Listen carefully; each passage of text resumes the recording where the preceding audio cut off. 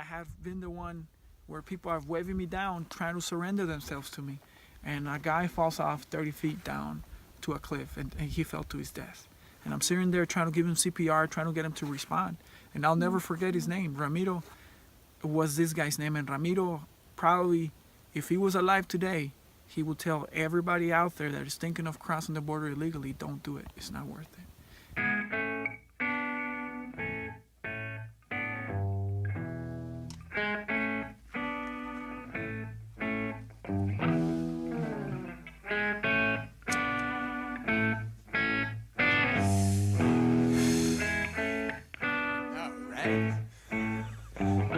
Hey now, all you middlemen!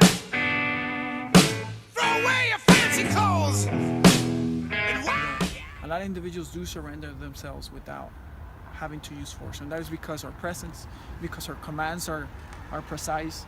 Every Border Patrol agent is trained in Spanish at the academy, so they will give commands in Spanish if they don't respond to English language. And then we're going to address that situation accordingly.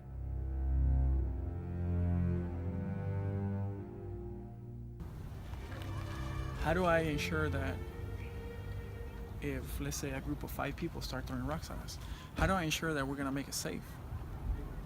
Right? I want to use the tools that I have with me on my person, whether it's my taser, if I had a PSLS, the pepper ball launching system, I'm going to address them that way. But if right now what I have is what I have on my belt, then I'm going to address that threat accordingly.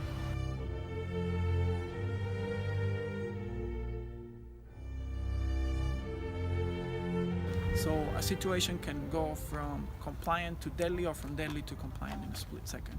And we still have to be able to do our job safely, humanely, and with professionalism. That is something that we do every day. That is something that when we are here, we ensure that not only are we protecting everything coming across, but also the public that we serve.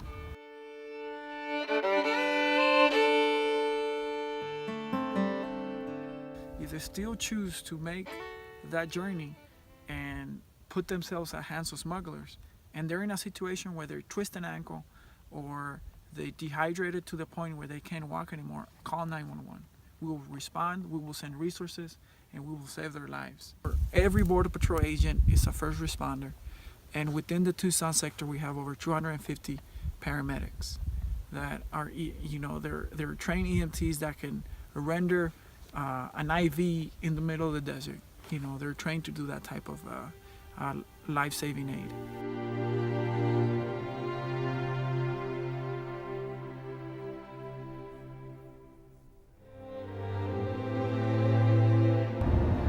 What they want to do is they want to turn themselves in because they don't want to die. A lot of people have perished along the border over the years. It's a tragic reality that we face as agents.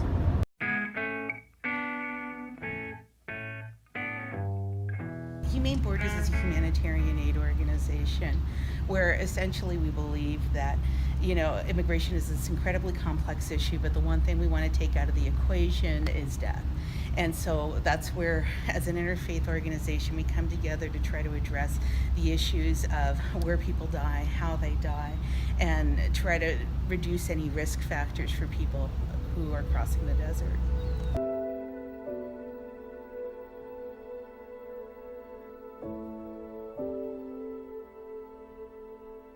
Now, once people are here, we really do believe that people should be treated in a humanitarian way. I think that people need to be screened for amnesty and other, complex situations of people fleeing war. The Central American migration crisis that we're facing right now, in particular, is one where we're seeing women and children coming to our borders in a way that is unprecedented because they are fleeing such severe violence in Central America.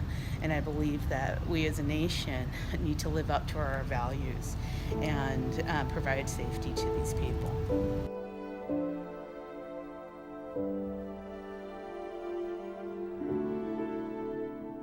Because right now there's no way to identify that water station. It's just a blue barrel with a blue flag out in the desert. You just have to remember where it is. Yeah, and the Border Patrol has no idea. So by putting up numbered flags, they'll be able to know exactly where they are.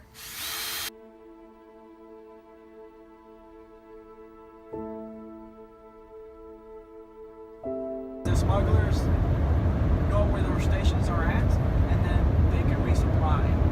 But it could be detrimental because many times the ones benefiting from these water stations and food supplies are the smugglers themselves.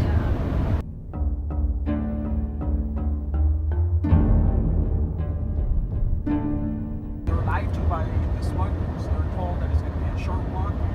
They're told that Tucson is only a 2-day walk, when in reality it becomes a 5 to 6 day walk. At that time, those individuals, the last thing they want to do is perish.